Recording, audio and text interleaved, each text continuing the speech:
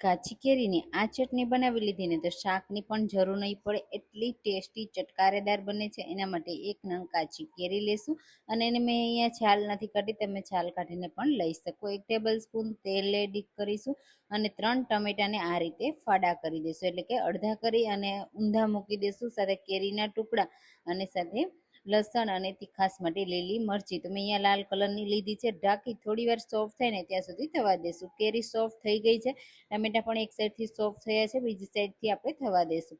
કેરીને કાઢી લેશું ત્યાં સુધી ટમેટા સોફ્ટ થઈ જાય ને પછી એની છાલ કાઢી અને એને મિક્સર જાર અથવા તો આ રીતનું ચોપર હોય ને એમાં લઈ લેવાનું। સાથે કેરી છે ને એ મોટા ટુકડા છે ને તો હું એના 2 ટુકડા કરું છું આ રીતે, તમે એને છાલ કાઢીને પણ લઈ શકો છો।